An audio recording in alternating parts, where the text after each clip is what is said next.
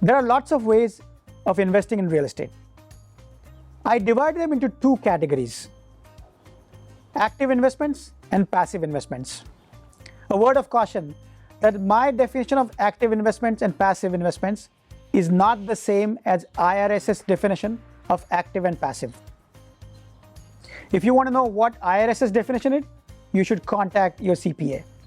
So let's take an example of what an active investment in my opinion is. It's very simple. You get a single family home and you rent it out. Now there is a lot of work that you need to do in order to accomplish this task. You need to find a location, you need to find a real estate agent, you need to go over a lot of properties, you need to underwrite them, select a property, get a loan for it, and after closing that property, get a tenant. Then manage that tenant on an ongoing basis. You might hire a property manager, but even if you hire a property manager, you will have to manage the property manager. For example, the property manager will call you and say, the tenant is asking us to replace the toilet. Should I do it or not? So there's a lot of work involved in ongoing basis, and that is why I call this particular kind of investment as an active investment. The property doesn't have to be a single family property. It can be something else. It can be a vacation rental, or it can be even a multifamily property. A word of caution is that property management rates for a single family property for a long-term rental is different from a vacation rental. A vacation rental will about 25% to 30%, and a long-term rental is about 6 to 10%. And that's because there's a lot of more work involved in managing a vacation rental. When a guest leaves, you have to go clean the house, wash the towels, you have to prepare the house for the next guest. You have to take the trash out and all sorts of stuff. In long-term rental, you have to only wait for a tenant to call you to fix something. So that is the difference between long-term rental and a vacation property rental. Now the other kinds of investments in passive investments. In passive investment, all of this work that I mentioned previously is done by somebody else. And you only invest your money and simply wait to get your return back. So one popular kind of passive investment is known as syndications. In syndications, bunch of people bring their money together and buy a property.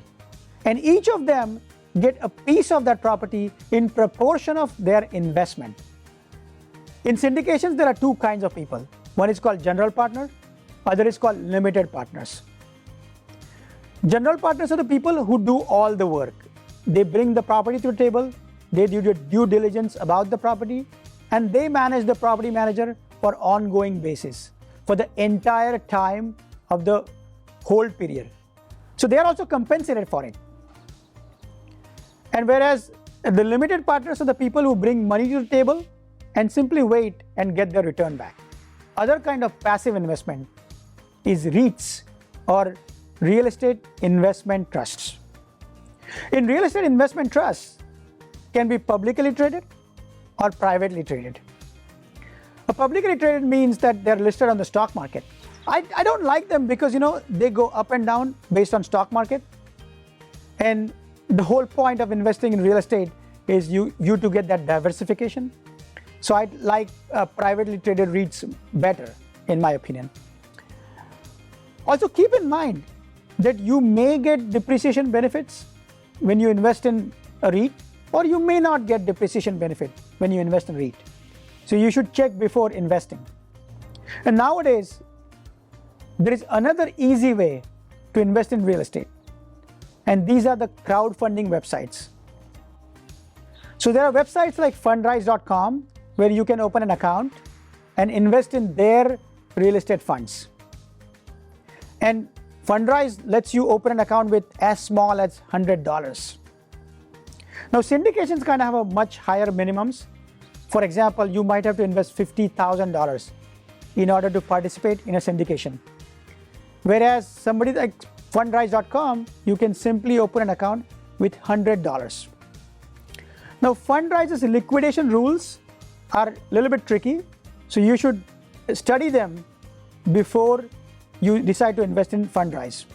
Now, these are all known as equity investment as well. That means you invest your money in them and you get a piece of property or a piece of the share for that property. There is whole another kind of investing known as debt investing. In debt investing, you become a lender. That means you lend money to somebody else and they give you a fixed rate of return, interest on the money that you've given. And again, there are a couple of kinds of debt investment as well. You can simply loan money to somebody you know, and that money is backed by the asset itself. So kind of like a mortgage. Or you can go through platforms like Peer Street or Prosper. Prosper and Peer Street, they do a lot of due diligence about borrowers. They give them ratings like A, B, C, and they present their profile to you.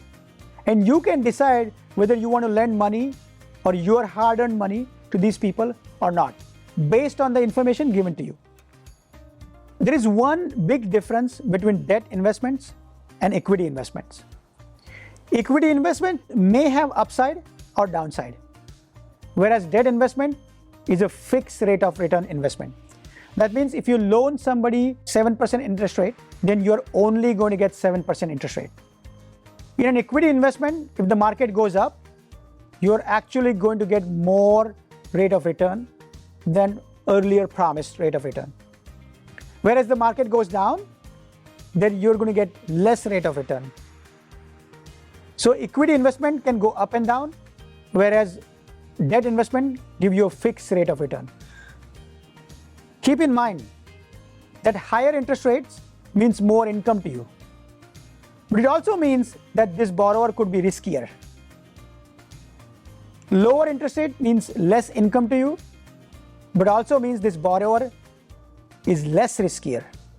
If you want to know more about these various investment choices, then you can go to oldmoneycapital.com and request a call with us. We can do a one-on-one call with you and explain various pros and cons of these investment choices. Alternatively, you can click on contact us on oldmoneycapital.com and it will send us an email. We can chat on email. Thank you.